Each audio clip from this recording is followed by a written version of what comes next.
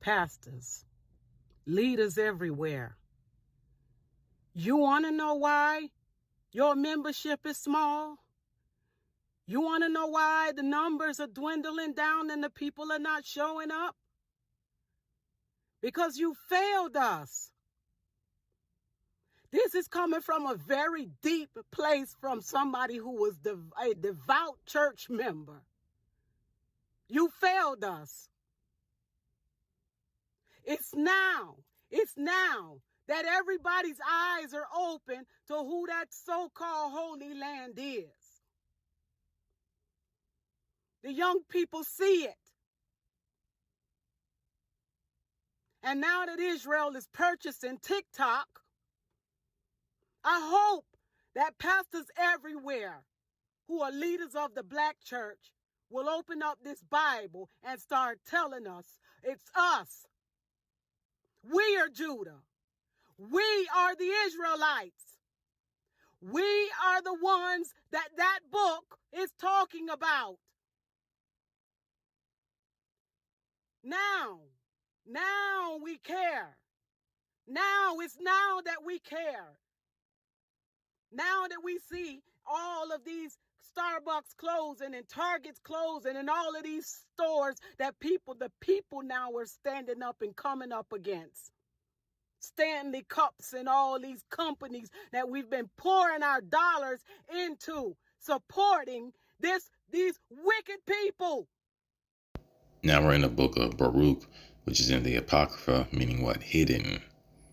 2 through 28 through 32. As thou speakest by thy servant Moses in the day when thou didst commanded him to write the law before the children of Israel, saying, if ye will not hear my voice, surely this very great multitude shall be turned into a small number among the nations. And of course, they like to use or throw out the 13%. I've been hearing that ever since I was born. Way back in the 80s and 90s, we're still 13%.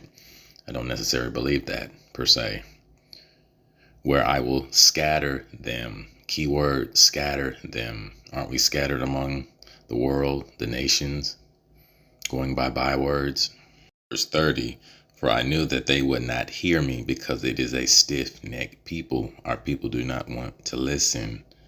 We are the most stiff-necked people on this earth, bar none.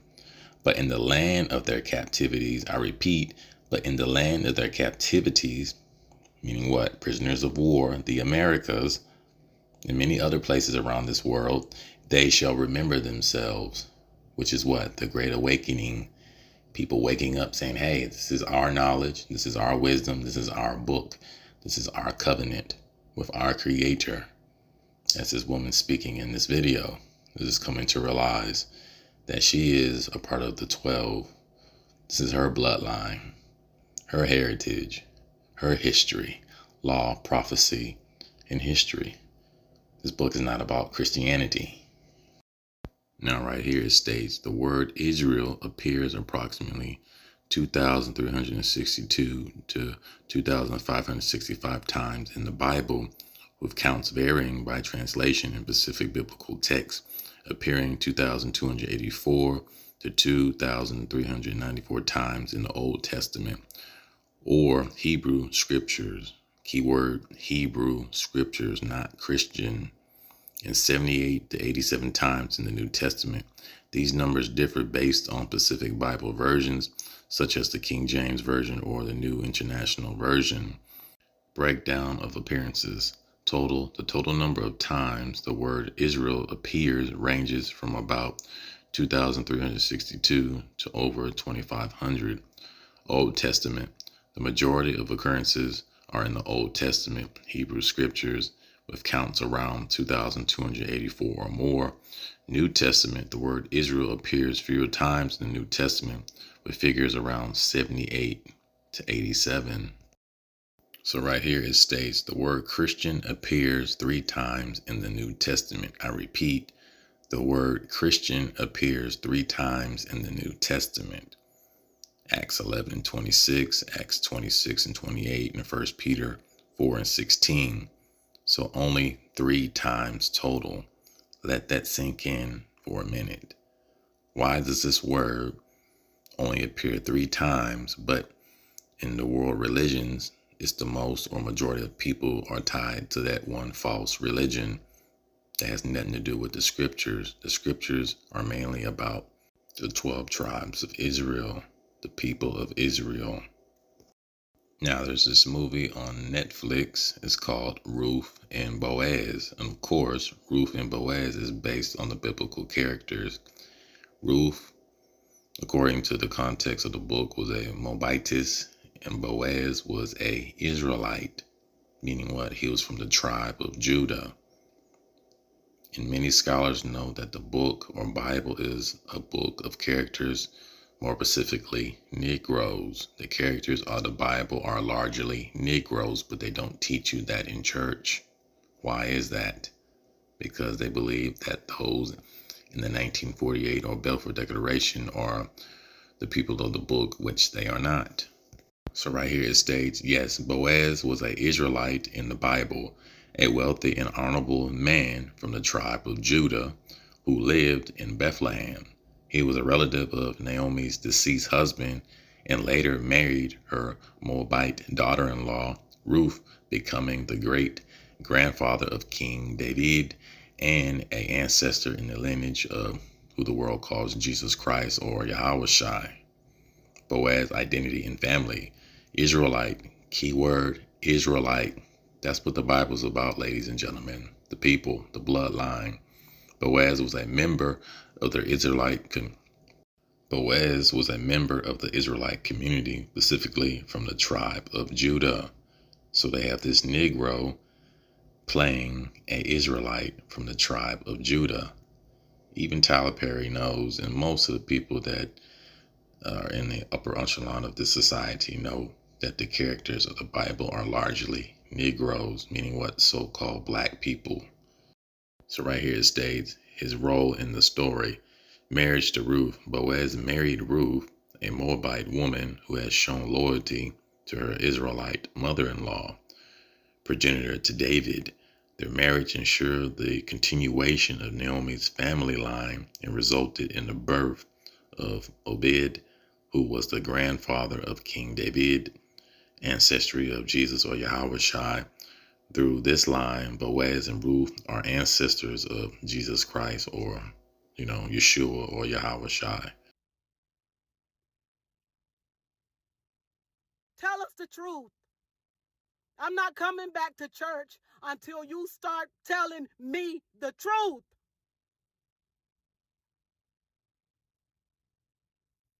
Tell us the truth. Those Israelites in that Bible is me. Right here we have the movie, The Book of Eli, and of course they put it in your face in movies and art form. And Eli means my God. So the title states, The Book of My God. And we know that the word was only with Eli, not with anyone else. When you go to Psalms 147, 19 and 20, it states that the word was only with Jacob, meaning what? Israel. Keyword, Israel. And it's only us standing up, sounding the alarms every day, trying to wake people up. My God, Zionism is real. It's on the rise. It always has been. Everything we learned is a lie.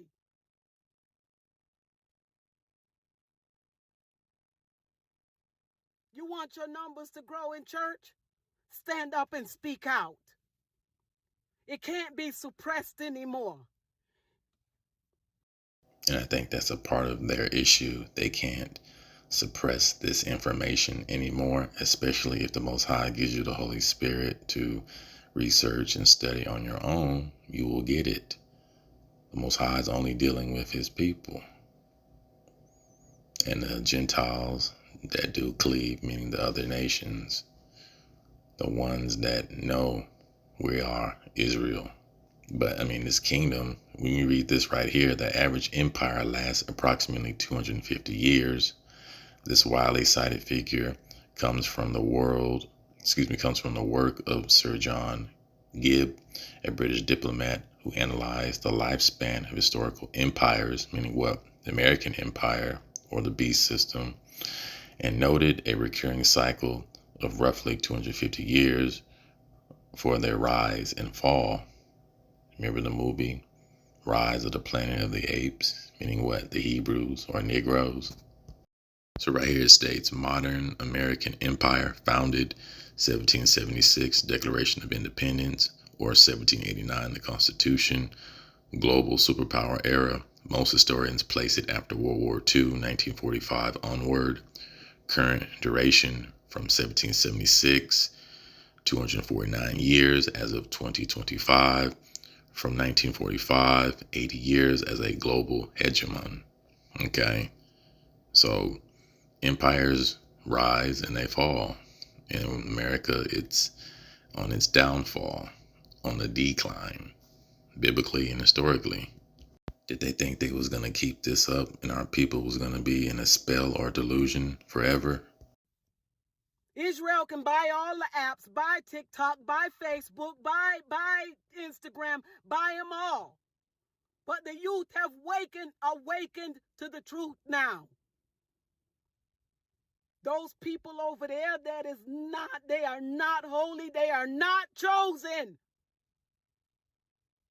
That is God's land, and the people in it are not God.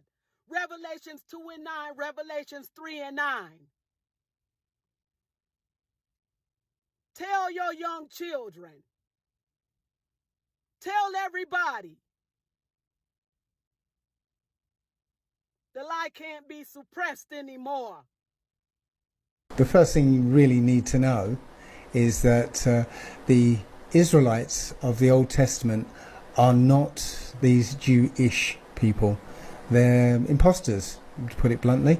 They're pretending to be the people of the Most High, and they're benefiting from it greatly. I mean, America's sending them billions and billions of dollars every year.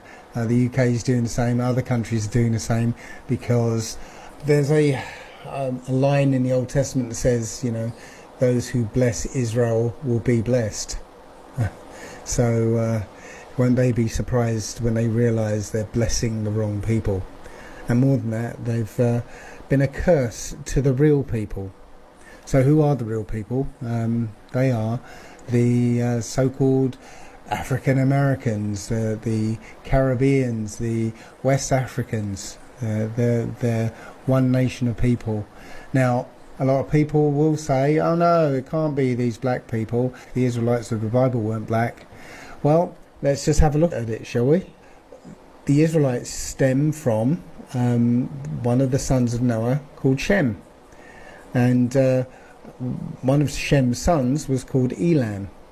And we have depictions of what the Elamites looked like. This is one of those depictions. And they are black people.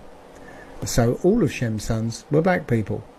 The line that ultimately led to King David was Arphaxad, right? So that line were black people.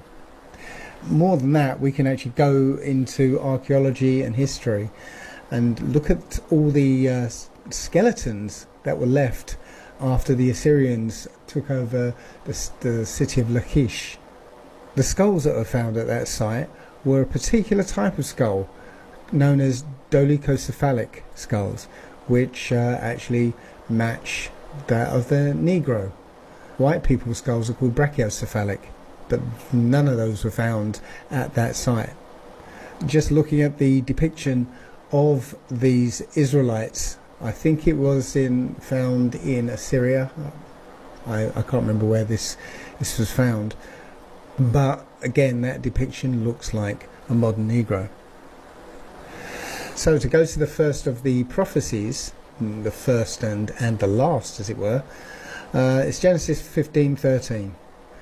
And he said unto Abram, know of a surety that thy seed shall be a stranger in a land that is not theirs, and shall serve them, and they shall afflict them 400 years.